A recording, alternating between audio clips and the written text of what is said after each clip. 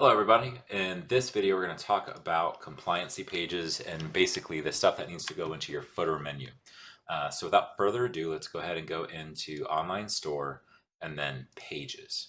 Okay, this is where you'll build your pages, and then I'll also show you where you can do templated pages by Shopify. So we'll start with add. What you'll do is go to online store pages and then add page, and then you're just going to name them. Now I'm providing you with 5 of the main pages that you'll need for compliance purposes. So these will be the 5 files that you'll have access to. I will go ahead and open up one of them here, and we'll go into, let's say, terms of service, because it's one of the most robust ones, and you'll see the phrase replace a lot. So replace, replace, replace. There's a few other ones, replace.com. So what you'll want to do is go through and replace all of these terms with what's relevant to your brand. Now, in a lot of these cases, what you will be able to do is if you open this up in Google Docs, again, you'll be able to download this as a Docs file off of the computer. So this will be below this video, these file links. You'll download it to your computer and make a copy of it to make sure it's yours and not like in the central folder, if that makes sense. And then what you can do on your keyboard is push Control and then H while you're holding it. And then you can find and replace. So if you do capital replace, and I want to name it with Jim's Awesome Gifts, I can replace all. Now let's see how that looks, because on the emails that's not going to look very good, right? Like it's not going to format correctly. So Jim's Awesome Gifts, website terms of use Jim's Awesome Gifts Inc. So whatever, if your corporate name is different than your business name, then you would want to go through and replace your corporate name here. And then that's fine, and that's fine. And you just want to go through, okay, legal.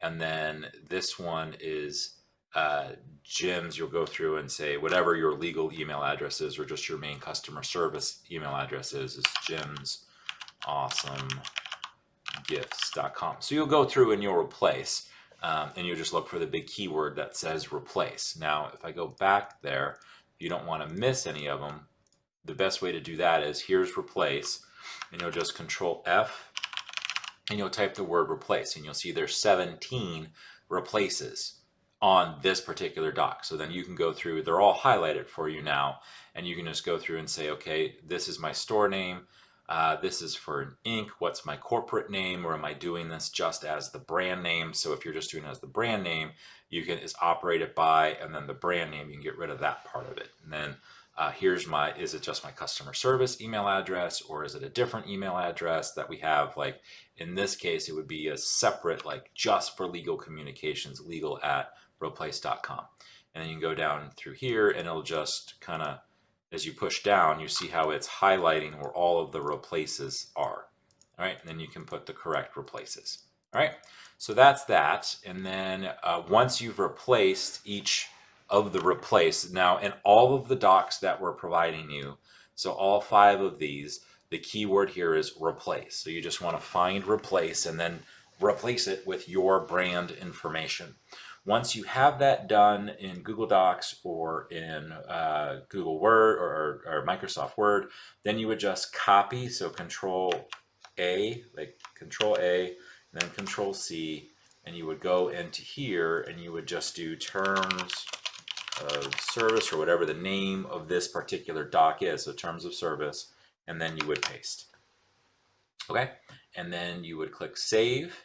And since this is just an example store, I'm not going to go through and replace everything, all the replaces, to save some time.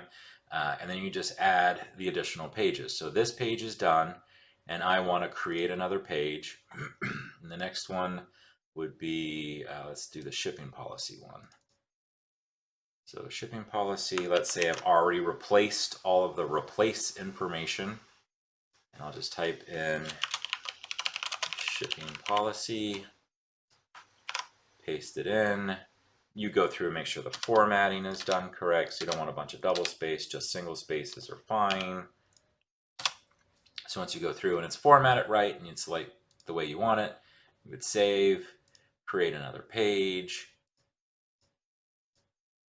And then your refund policy, again, same thing. You would want to go through and replace the word replace with your brand information. And this is our refund policy. Paste it in, make sure the formatting, like the number of spaces between, are good. Create another page. Now I've got privacy policy. I've got 2 more to do. So replace privacy policy is you would go through and replace the word replace with your brand info again. And this is, we'll call this privacy policy. Oops. And then paste, save. And then we have a California privacy policy. And again, it would be just go through and replace all the replaces. And not all of them. I know I showed one example that had 17 of them. In this one, it's only 6.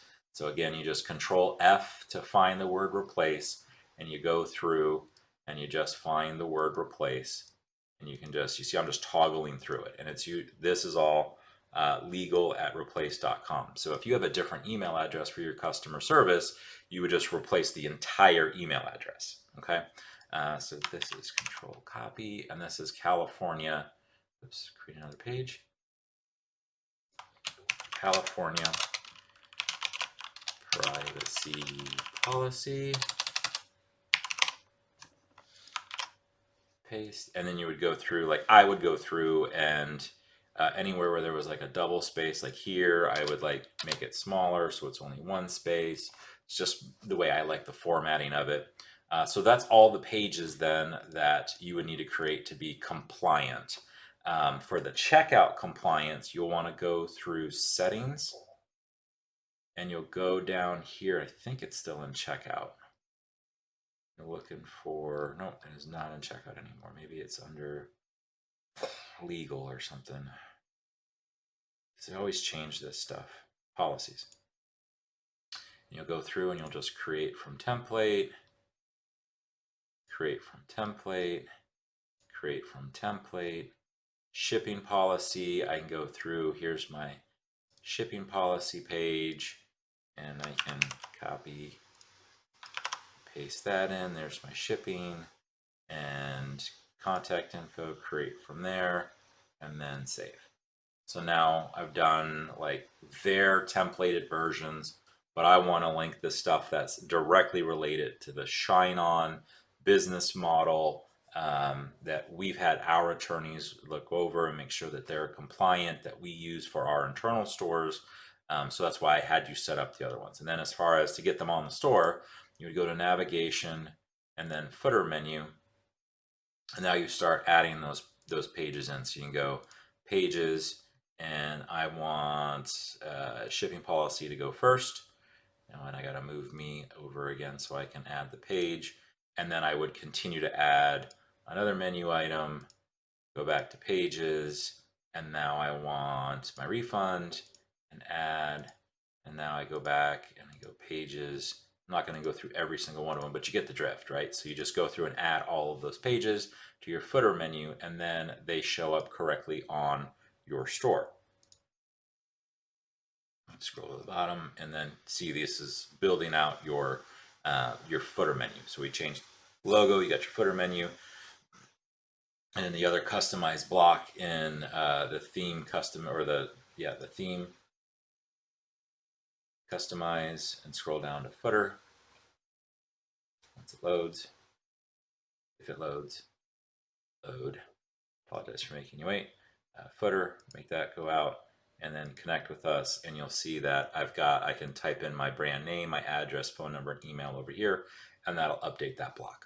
All right, so that is compliancy pages, and thank you for watching this video, and I'll see you on the next one. Thanks.